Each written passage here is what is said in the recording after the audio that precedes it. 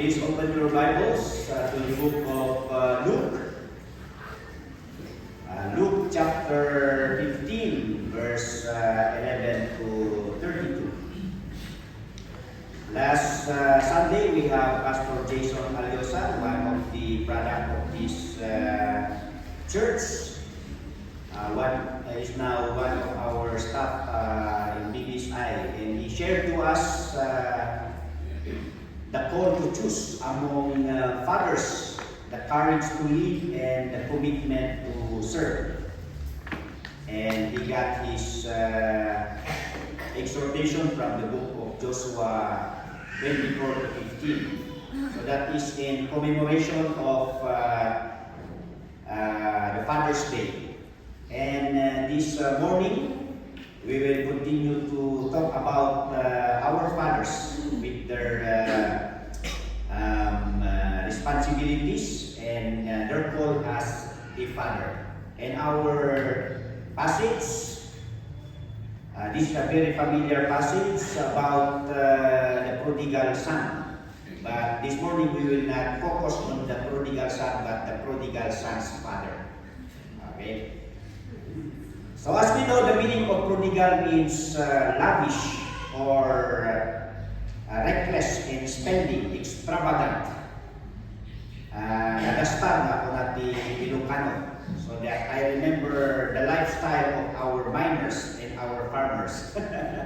We have visitors from Itugon, and most of them are miners. And they are known to be one-day millionaire. Mo yung kaya nangasawag ni one-day millionaire niya. Doon at ti kwartada get from Monday to Friday, the hard work, the difficulty of panning the gold, and then Saturday they will sell the gold, and then Sunday they will spend all the payment. Yan. I remember one of my uncle.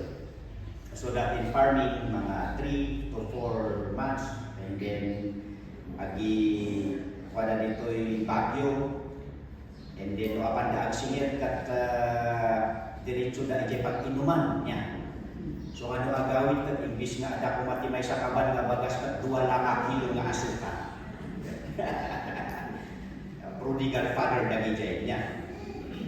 Okay, so we know the story in Luke chapter 15 about a younger son who asked his father for his inheritance, and then he used to live a lavish life, happy nga kunada, and he eventually spent all his money and find himself in extreme poverty. And of course, naging homeless ni Sona, and he tried to find work. Aging ganang the comfort, the convenience that he has as a son. Ijay nagapuan na nagbalik iso ng tagapakampay iti baboy. And of course, naranahan na iti nauyong na ako. So that according to the passage, na ito'y na prodigal son kat makipanganpay niya at agawan na diya kanang ti baboy. That is for survival, and then he thought of going back to his father, by which he would go back just to make himself an applicant, because he knew that his father is a gracious father. But then we know the story that the father was there waiting for him, and upon seeing him at a distance, then the father would run and embrace him. And the message of this parable highlights God's boundless mercy and forgiveness towards those who repent, those who come back to Him. And it also speaks of the concept of grace and acceptance, even when someone has made a mistake. So that now, as I have said, we will be focusing on the character of the father here. So first point, the character traits of this father. Number one that we can see about him is he is a responsible father. In Luke 15, verse 11 to 12, and they said, a certain man had 2 sons, and the younger of them said to his father, Father, give me the portion of goods that falleth to me, and he divided unto them his living. Yan. Dinawat na nga tapos kay tawid na. So that dito yung ama,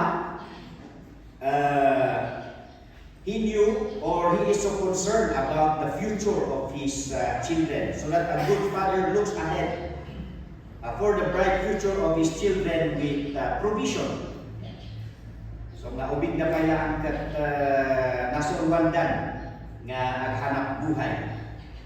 But then there came a time na the younger son would like to ask for his share. And then going on, verse 13. And not many days after, the younger son gathered all together and took his journey into a far country, and there wasted his substance with riotous living. Of course, we know even in our Cordilleran culture, if our children would ask of their tawid, of their inheritance, that is a great insult. Di ba? There are cases right now na noon, pag hingin mo yung inheritance mo, lalo na pag ito ay lupa, hintayin mo muna mamatay yung parents, di ba?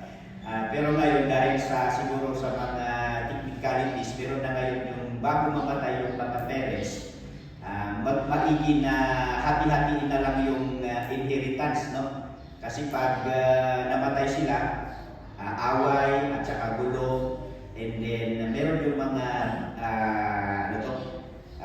paper processes na hindi mo na kailangan mag-SPA or Special Power of Attorney. Yan. Pero at least hinihintay muna natin kung alam na natin talaga hindi sila tatagal sa mundo ito, and they understand the concept, kaya yun ang ginagawa nila. But here, during those times, malaking insulto. But we can see how the father is so lenient. Yeah. That's the second character of this father. Mapagbigay kung sa Tagalog. Yeah. And then of course, alam niyang tatay na ito na saan niya gagamitin. Of course, kung tayo yung tatay, mag-aalala tayo, baka lang mapunta sa wala. Di ba? Yung pinaghirapan niya para sa anak niya, and at the same time, yung anak niya, nakasama niya para maghanda para sa kanyang future. But then, dahil yun ang gusto ng kanyang anak, then I think na the father tried to convince the son to do it. But then pinilit ng kanyang anak, so that all the while, nung makuha niya na, verse 14, and when he had spent all, there arose a mighty famine in that land, and he began to be in want. And he went and joined himself to a citizen of that country, and he sent him into his fields to feed swine. And he would fain have filled his belly with the husk, and the swine did eat, and no man gave unto him. And when he came to himself, he said, How many hired servants to my fathers have bread enough and to spare? And I perish with hunger. I will arise and go to my father, and will say unto him, Father, I have sinned against heaven and before thee, and am no more worthy to be called thy son. Make me as one of thy hired servants. And he arose and came to his father. So we could see that the father allowed his son to venture life for himself. Kung ganyan ang gusto mo, then you go. And as we analyze the story, the prodigal son thought that he no longer needs his father, and he can survive life without his family. And the consequence is that he experienced ungodly life. Yung riotous living means yung malingay, di ba? Usually, ang makamundo ay maingay sa mga bisyo. And in verse 30, this is the accusation of the elder brother of the prodigal son, saying that he spent all his money with harlots. So he experienced ungodly life, and secondly, he experienced uncomfortable life. Yeah. Of course, nung nagastan na amin ang kwarta na, so difficulty, and he now try to learn life the hard way. So siguro sabi ng tatay ay, well, maybe this is the opportunity that his son would learn life the hard way, kaya pinahintulot niya. And thirdly, he experienced unclean life. Bakit unclean life? Well, he fed with swine. And of course, we know among the Jews, living with the Gentiles, especially pig is an unclean animal. Being a Jew, dapat hindi siya maaring makahawak or makihalubilo. And here he is, naging tagapag-alaga pa siya ng unclean animal. So meaning to say, traditionally and ritually, he defiled himself. Yeah. So those were the consequences that he experienced. And as I had said a while ago, when you claim your inheritance na hindi pa namamatay yung parents mo, especially during the early times, is that as if you are killing them already and considering them already dead. But then a good father calculates how his children learn life for themselves. And then thirdly, the prodigal son's father is a loving father. Verse 20. But when he was yet a great way off, his father saw him and had compassion and ran and fell on his neck and kissed him. Meron yung awit na the first time when God ran. Nakita na yung kanyang anak, and we believe that the father never failed to think of his son while he is away. And the father had been waiting for the time of his return. And during those days, I believe that he never failed to pray for his son and that he misses him. And so that, nung nakita niya yung kanyang anak na parating, siguro nagbago yung kanyang anyo, baka nung paalis siya, ay medyo kasing tabako siguro. And then pagbalik niya is kawawa yung kanyang itsura. But he is a loving father, so that a good father is always there for his children, for whatever virtues or blunders of their children. Di ba? Kasi nandun yung tatay. Later we will learn na yung elder brother ay nagselos dahil nag-celebrate pa yung father sa kanyang pagdating. But we could see that the father was also, he also addresses the problem of his elder brother. So that this good father, because of his love, he was there. Whatever virtues the child has or blunders, when we say blunders, the shortcomings in the mistake of a child. And letter D, he is a forgiving father. As the prodigal son resolved to ask forgiveness to his father, verse 21 to 22, and the son said unto him, Father, I have sinned against heaven and in thy sight, and am no more worthy to be called thy son. But the father said to his servants, Bring forth the best robe, and put it on him, and put a ring on his hand, and shoes on his feet. Matutunghayan natin dito, makikita natin dito that parang baliwala na lang, no? Siguro napagkanto ng father ng makita niya yung kanyang anak ay bumalik, he already knew in his heart na this son is repentant and that nung humingi na siya ng tawad ay siguro hindi naman niya binaliwala yun, but then automatically hindi naghirap na humingi ng kapatawaran. Di ba meron yung nasa reels na ano to, meron yung mga anak na nag-surprise para i-greet yung kanilang tatay. Pero ano ang ginawa ng tatay? Instead na masaya siya dahil naalala siya during Father's Day, pero pinagalitan pa niya yung kanyang mga anak.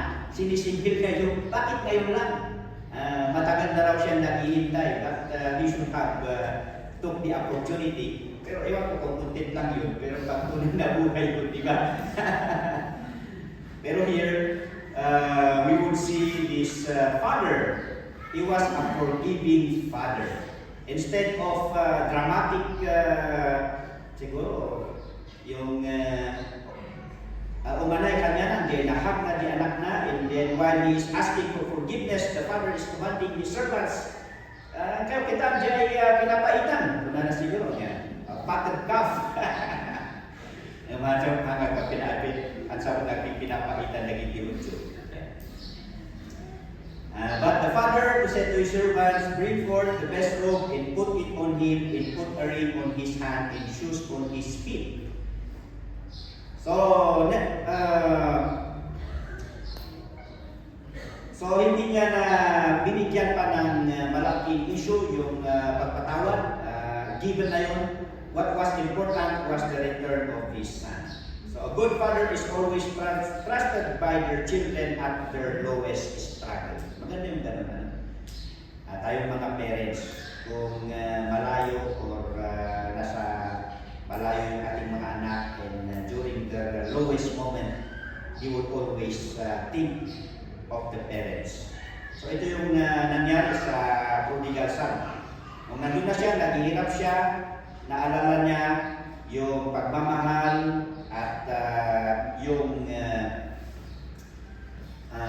magandang ugali and legacy of the father.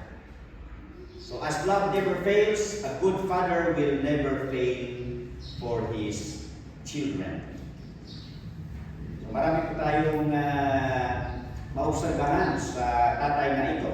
Secondly, our fifth, he is a gracious father. A generous father. So yun yung naalala ng kanyang anak. He said, buti pa doon sa aking tatay. Dahil hindi lang yung kanyang mga anak ang kanyang nabibigyan ng magandang pag-aruga, but even the servants. Nasabi niya doon, yung kanilang mga servants pa is, this good father extends generosity. Hindi lang namimit yung pangangailangan ng kanilang mga servants, kundi meron pang sobra. Di ba? Verse 17, and when he came to himself, he said, how many hired servants of my father have bread enough and to spare, and I perish with hunger. So yun nakita niya na not only a loving father, but a gracious father. So that a good father is a good example of generosity. Yung the clothing, yeah. Di ba sabi doon, tinawag yung kanyang mga servants and they put back to him the robe, the ring, and the shoes. This speaks of the identity of the son. And his authority and family heritage. So that this forgiving father give back his privilege as a son. Lalo na yung singsing. The ring is used to seal documents so that the father was bestowing trust and authority, reinstating his son fully into the family's operations and decisions. And next one, a merciful father. 25 to 32. Now his elder son was in the field, and as he came and drew nigh to the house, he heard music and dancing. Biglang nagkaroon ng padayaran. Ito natin Ilocano. Celebrate. Yan. And he called one of the servants and asked what these things meant. And he said unto him, Thy brother is come, and thy father hath killed the fattened calf, because he hath received him safe and sound. And he was angry and would not go in. Therefore came his father out and entreated him. Yan. So nakita ulit ng father na ito, very caring siya. Nakita niya na may problema na naman yung kanyang isang anak. So makita natin dito na marihas yung pagtrato sa kanyang anak. Hindi niya hinayaan na mabigyan pansin ang isa, so that nakita niya na may problema, and then he came to his another son. And he answering said to his father, Lo, these many years do I serve thee, neither transgress I at any time thy commandment, and yet thou never gavest me a kid, that I might make merry with my friends. Sino ba nga naman ang hindi mag-complain? No? Nandun siya, naghihirap, tumutulong, obedient, habang yung kanyang anak na pasaway na lumayo, pagbalik, binigyan pa ng celebration. Verse 30, But as soon as thy son was come, which hath devoured thy living with harlots, thou hast killed for him the fattened calf. And he said unto him, Son, thou art ever with me, and all that I have is thine. It was meet that we should make merry and be glad, for this thy brother was dead, and is alive again, and was lost, and is found. So that's the mercy of this father to this prodigal son. Instead of punishing him, or depriving him, denying him, but he was more happy to receive his lost son. So that instead of celebration, the elder brother demanded punishment of his prodigal brother. The father chose compassion for a whole happy family. He withheld the penalty the prodigal son deserves. A good father is truly a good example of forgiveness and restoration. Another one, he is a caring father. Verse 28, he was angry, he would not go in, therefore came his father out and entreated him. Came to where another son is having a problem and struggle. And he meets the emotional need of his disheartened son after catering to a devastated son. So talaga ang buhay ng tatay or a parent all around. We see to it that all emotional attachment is met para walang anak na masaktan. And here, a caring father and an assuring father. Verse 31, and he said unto him, Son, thou art ever with me, and all that I have is thine. So he assured his older son that his loyalty in hard work is appreciated and guarantee a great reward. So that I believe the ending of the story was an appeasement and a comfort of the older brother. So we can see here that a good father applies fair-mindedness in the family. So yan po yung patungkol sa prodigal son's father. Second point, let's take a look on the way he parent his children. So his child parenting. We can observe here, letter A, the way how he brought up his children is that he taught them how to work. And he taught them how to obey. Luke 15:29, and he answering said to his father, Lo, these many years do I serve thee, neither transgress I at any time thy commandment. Yung first, the elder brother was compliant and the doer even the prodigal son, after accumulating his share, then he would claim it. But they were taught how to work, and of course, the first brother applied obedience. Yan.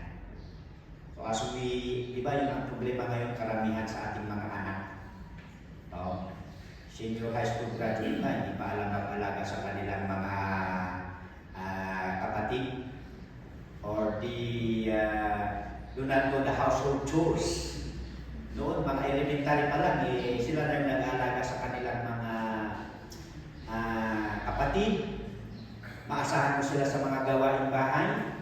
Kaya ngayon, di ba, sa mga teachers, ang hirap na ngayon, di ba naman walang brigada? Kasi yung mga bata minasan, pagpasok, sila na yung pinaglilinis sa paaralan. Pero ngayon, may mga kailangan ng mga parents to prepare the school for the first pasukan. Yan. Well, even in 2 Thessalonians chapter 3, when Paul, ang context naman ito is that when they were enlightened about the second coming of the Lord Jesus Christ, is that all the while, what they know is just to wait for the return of the Lord Jesus Christ. So they became idle, they became slothful, they became busybodies. Hindi na sila nagtatrabaho. But then, the importance of working. Kaya, Paul exhorted them, for even when we were with you, this we command you that if any would not work, neither should he eat.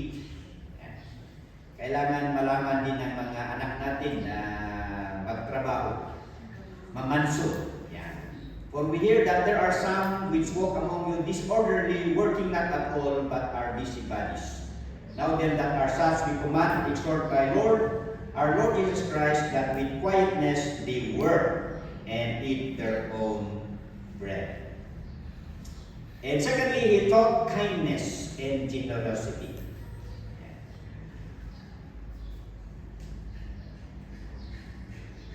Verse 17, when he came to himself, he said, how many hired servants of my father's have bread enough to spare, and I perish with hunger. So naalala ng anak na ito, how the father was so kind not only to his children, to his family, but even also to the servants. And then when he give, then it is more than enough. He was liberal in giving. So that we taught that in church, and we should also teach that in our houses. Ephesians 4:32. And be kind one to another, tender-hearted, forgiving one another, even as God, for Christ's sake, hath forgiven you. Then we practice kindness and also generosity. Matthew 5:42-46. Give to him that asketh thee, and from him that would borrow of thee, turn not thou away. Ye have heard that it hath been said, thou shalt love thy neighbor and hate thine enemy. But I say unto you, love your enemies. Bless them that curse you, do good to them that hate you, and pray for them which despitefully use you and persecute you, that ye may be children of your Father which is in heaven. For he maketh his sun to rise on the evil and on the good, and sendeth rain on the just and on the unjust. For if ye love them which love you, what reward have ye? Do not even the publicans the same? So that's Christ's admonition or teaching for God's children to practice sharing, helping one another, and giving.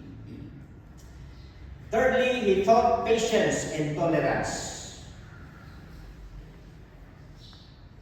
This is demonstrated when the younger son would claim his inheritance.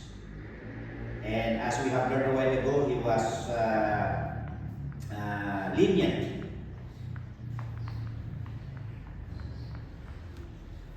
That's why we could observe also with the elder brother that he was patient and submissive to his parent. So this is the kind of attitude how this father handled his children. Ephesians 6:4 says, "And ye fathers, provoke not your children to wrath, but bring them up in the nurture and admonition of the Lord." We see to it that we fathers are not the reason why our children would rebel, would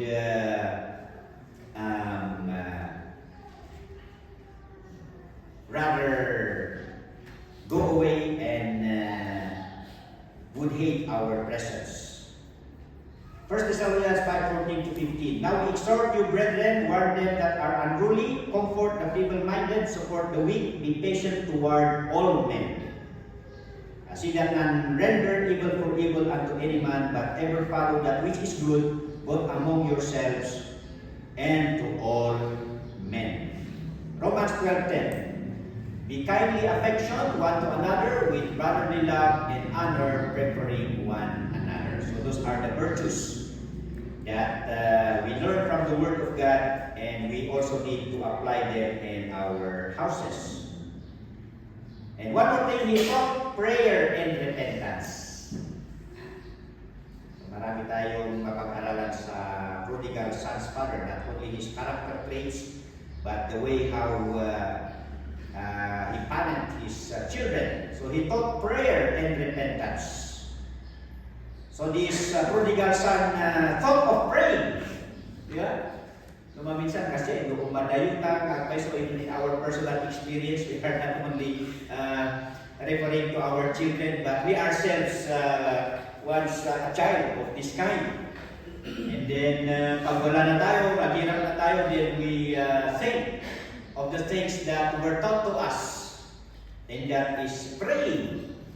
So sabi niya dito, verse 18, "I will arise and go to my father, and I will say unto him, Father, I have sinned against heaven." So that hindi niya lang inisip na humingi ng kapatawaran sa kanyang magulang, but then he also thought of asking forgiveness from God. "I have sinned against God and before thee. So yun, he taught prayer and repentance. 2 Timothy 2:25-26, "In meekness instructing those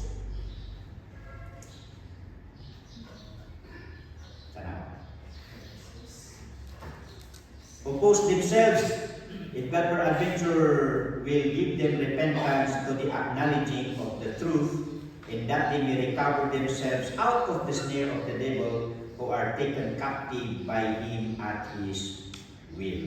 So that we teach trusting God and also praying to him.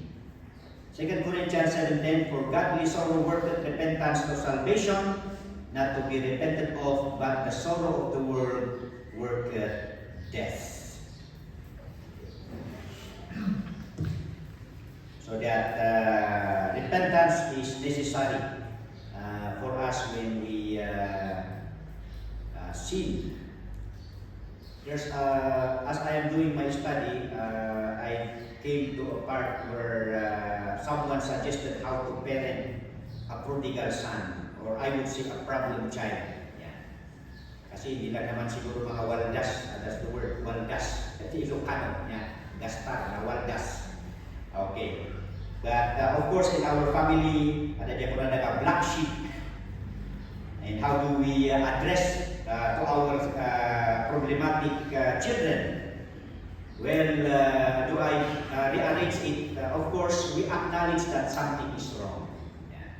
Romans 3:23, "For all have sinned and come short of the glory of God." That's why we encourage children to come to Sunday school. And others says, do not send your children, but bring them. Para pati parents is they come to church to learn the Word of God. And we train up a child in the way he should go, that when they grow up, they will not depart from it. And another verse says, so that they will put their hope in Christ.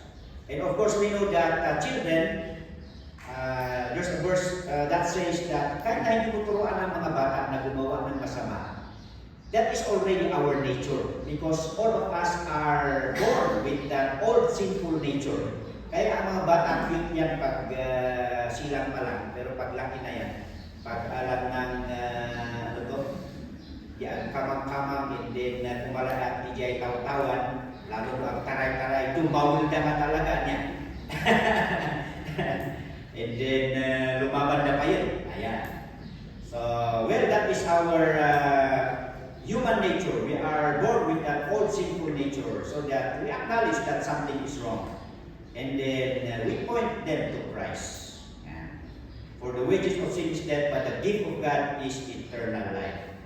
And when they come to the saving knowledge of the Lord Jesus Christ, of course, we do not automatically expect them to be Christ-like. For there's the need of spiritual growth, but grow in grace and in the knowledge of our Lord and Savior Jesus Christ. And the best thing to do is we pray for them. We pray for them. And then we plead with them more than we rebuke them. That's Ephesians 6:4. We fathers, we provoke our children. We see to it that we are not the cause of their rebellion. And then ito, I think I like number 6. 1, 2, 3, 4, 5. Kaya ng sino ba? Di number. Pero tama yung flow niya. Yung number lang. Always welcome them home. Yan. Di ba may mga anak na yun na napapagalitan? And then ayaw nang umuwi. Yan. So that whatever the blunders, the mistake of our children, we want them to know that our home is always welcome para sa kanila. Yan. Hindi are always safe when they come home. And then last, from the parenting of this prodigal son's father, he taught forgiveness and acceptance. That is in relation to, we always welcome them home. And he arose and came to his father, but when he was yet a great way off, his father saw him and had compassion and ran and fell on his neck and kissed him. And then, of course, when the elder brother was complaining, and here's the father explaining, verse 32, it was meet that we should make merry and be glad, for this thy brother was dead and is alive again, and was lost and is found. It says in Luke 17, 3-4, here's the Lord Jesus Christ teaching about forgiveness. Take heed to yourselves, if thy brother trespass against thee, rebuke him, and if he repent, forgive him. And if he trespass again thee 7 times in a day, and 7 times in a day turn again to thee, saying, I repent, thou shalt forgive him. So parang dito sa chapter na ito is, ilang beses natin patawarin ang nagkasala sa atin? 7 beses. Paano na lang pag sa pangwalo? There's another verse. At saka may condition doon. Ano? Sabi niya, if he repent. Pero sa Matthew 18:21 to 22, then came Peter to him and said, Lord, how oft shall my brother sin against me? Siguro this was after the teaching of the Lord Jesus Christ of forgiving those who offend us 7 times in a day. But here, it says here, till 7 times. So that was the question of Peter. Then said unto him, I say not unto thee until 7 times, but until 70 times 7. Siguro yung in the early times is medyo yung mathematics nila is limited. Ano? Kasi in the Bible, thousands of thousands. Yan, yung mga ganun na mga expression. Wala pang billion, wala pang trillion during those times. Pero what this means is not really the total of 70 times 7. That is 459. Ba? Okay. Pero the implication here is infinite. Okay? The implication here is infinite. Ibig sabihin, walang katapusan ang pagpapatawad. Okay, so those are the way the prodigal son's father up his children. And don't you know, in this parable, sabi nga natin na a parable is an earthly story that has a heavenly meaning. Okay? So that the emphasis, of course, of the prodigal son's life is the graciousness of God and the virtue of repentance. But when we take a look on the parable, the Father portrays the Heavenly Father. So the whole chapter actually speaks of God as a Heavenly Father. And here, how is the Heavenly Father portrayed by this prodigal son's father? Letter A, that our Heavenly Father is a responsible Father. Jeremiah 29:11, for I know the thoughts that I think toward you, saith the Lord, thoughts of peace and not of evil, to give you an expected end. Or the meaning of the expected end is a good future. So that being a responsible Father is concerned with our future. And secondly, our God is a lenient Heavenly Father. How is He lenient? Naanos or mapagbigay? 2 Peter 3:9. The Lord is not slack concerning His promise, as some men count slackness, but is long-suffering to us who are not willing that any should perish, but that all should come to repentance. Yan. Mapagbigay, binibigyan pa tayo ng maraming pagkakataon para yung mga hindi pa nananampalataya sa Panginoong Hesus ay magkilala si Hesus na kanilang Panginoon at tagapagligtas. He is a loving Heavenly Father. Let's go John 3:16. For God so loved the world that He gave His only begotten Son, that whosoever believeth in Him should not perish, but have everlasting life. Romans 5:8. But God commended His love toward us, in that while we were yet sinners, Christ died for us. He is a forgiving Heavenly Father. 1 John 1:9, if we confess our sins, He is faithful and just to forgive us our sins and to cleanse us from all our unrighteousness. He is a gracious Heavenly Father. Ang naimot, ito yung Diyos Ama tayo. Ephesians 1:3, Blessed be the God and Father of our Lord Jesus Christ, who hath blessed us with all spiritual blessings in heavenly places in Christ. James 1:17, every good gift and every perfect gift is from above, and come down from the Father of lights, with whom is no variableness and neither shadow of turning. Kung magbigay ang Panginoon, bigay talaga. Hindi niya binabawi. Ayan. And of course, He is a merciful Heavenly Father. 1 Peter 2:10, which in time past were not a people, but are now the people of God, which had obtained or which had not obtained mercy, but now have obtained mercy. He is a caring Heavenly Father, of course.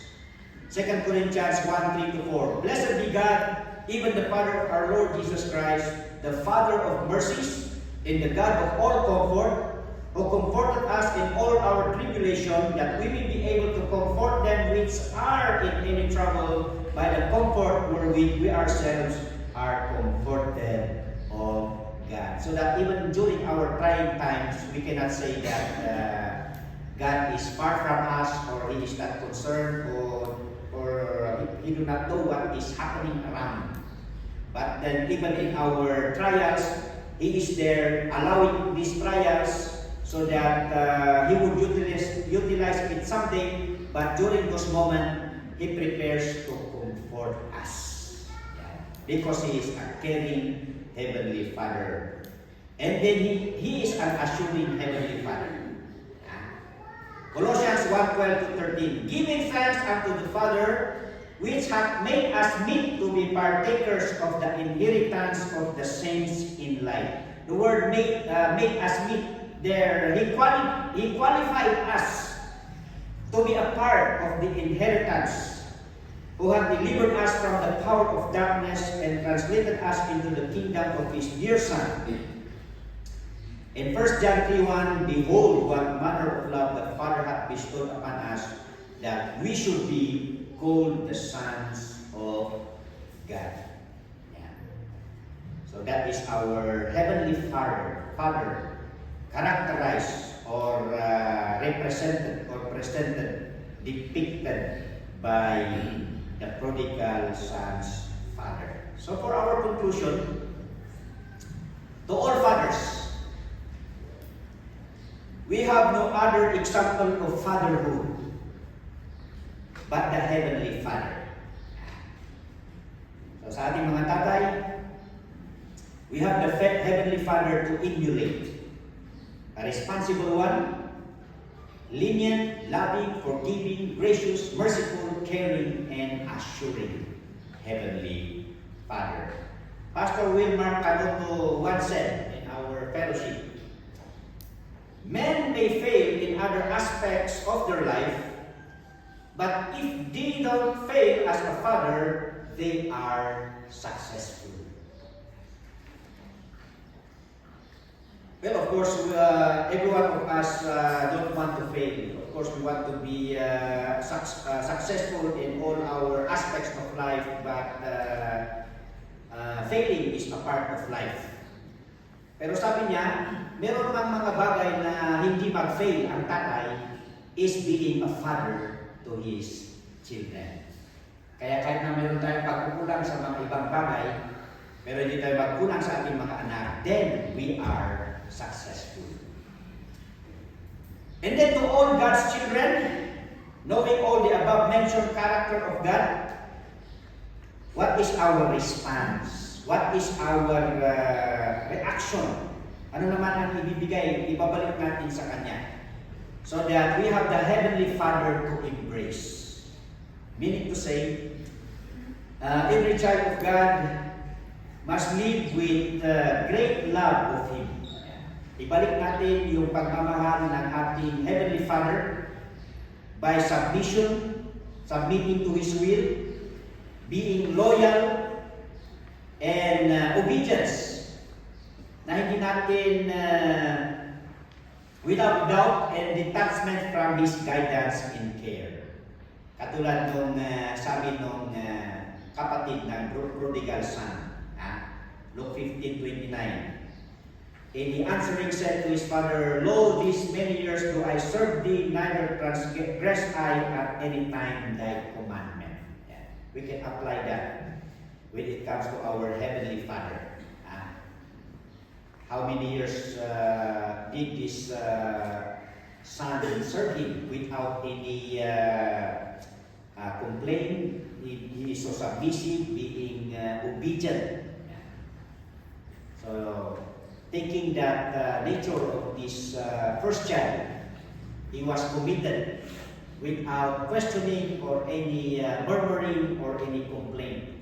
He was so obedient, loving to his earthly father.